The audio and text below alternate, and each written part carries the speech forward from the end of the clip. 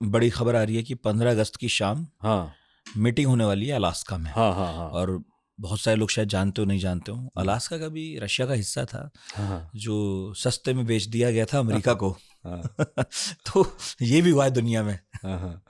और उसी की तरह जैसे ये सोच रहे हैं कि 7.2 मिलियन में 1867 में खरीद लिया था हमने रूस से, हाँ ग्रीनलैंड भी खरीद लेंगे डेनमार्क से, तो यस। वो उसी तर्ज पे चल रहे हैं। हालांकि बाद में अलास्का में जमीन में ऐसी ऐसी चीजें मिली कि अब रशिया को उस पर बहुत ही रिग्रेट होता है क्यों ही बेच दिया। और अभी तो कुछ दिनों पहले पुतिन या कहीं से बयान भी आया था कि हम इसे वापस लेंगे।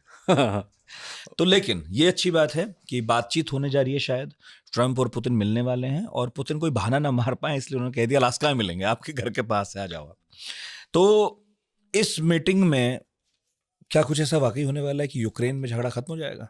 देखिए, यूक्रेन में झगड़ा खत्म होने की तो आसार हैं, लेकिन वो कैसे खत्म होगा, कितना समय लगेगा, किस स्टेजेस में होगा, किन शर्तों पे होगा, ये लंबी बातचीत चलेगी। और जिस तरह के हम अंग्रेजी में कहते हैं इंट्रैक्टेबल कॉन्फ्लिक्ट ये होता जा रहा है, उसमें ये तो लग रहा है कि अगर ये सबसे बड़ी बात है कि 3.5 साल बाद कोई एक सीरियस डिप्लोमेटिक एफर्ट हुआ है। बाइडेन साहब के जमाने में तो मारो मारो मारो यही चल रहा था, कहीं भी कोई ये नहीं कह रहा था कि बैठ के बात कर लो। शुरुआत में हुई थी 2021 के फरवरी के बाद की 2-3 महीने तक, यहाँ से लोग गए वहाँ से लोग गए, कुछ बात हो रही थी तुर्की में, लेकिन पिछले 3 साल से तो कुछ हो ही नहीं रहा था। तो ये एक बहुत लैंडमार्क इवेंट होगा जो शायद युद्ध को थमने का एक प्रयास करे। लेकिन यहाँ भी कई रोड हैं। पर यहाँ ज़ेलेंस्की साहब कह रहे हैं, अरे मुझे नहीं बुलाया, बेगानी शादी में अब्दुल्ला दीवाना ये हो रहा बनाया है पागल, इन दोनों दोनों। हमें तो बात ट्रंप करो। जो है वो बेगानी शादी में अब्दुल्ला बने हैं, हाँ मुझे इन्वॉल्व नहीं किया जाए। यूरोपियन यूनियन कह रहा है, यूरोप कह रहा है कि अरे हमारा स्टेक है, हमें नहीं बुलाया जा रहा है। पोलैंड अलग चुनौती दे रहा है।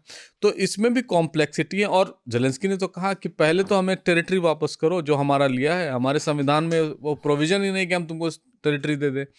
पुतिन साहब ने अब संविधान में संशोधन करके वो 4 रीजन को अपने आप में मिला लिया। तो कई सारी कॉम्प्लेक्सिटी है। क्राइमिया पहले से ही इनके पास है। तो इन सवालों के बीच इनका क्या होगा, मुझे तो ये लग रहा है पुतिन से ट्रंप यहाँ पर अपने टैरिफ और अपनी ट्रेड बढ़ाने की बात करेंगे।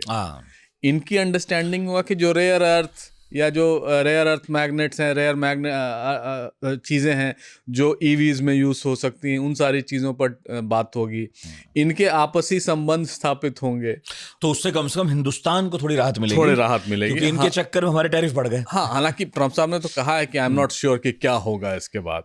श्योर तो कोई किसी बारे में है ही नहीं। पर एक चीज़ के लिए हम श्योर हैं कि नोबेल पीस प्राइज मिलना आसान नहीं है ट्रंप को, क्योंकि ना तो रूस यूक्रेन का समझौता इतना आसान दिख रहा है, आपने कहा, और ये जो अभी आर्मेनिया को लेकर बैठे हैं वहाँ भी आप कह ही रहे हैं कि वहाँ भी इतना आसान नहीं है।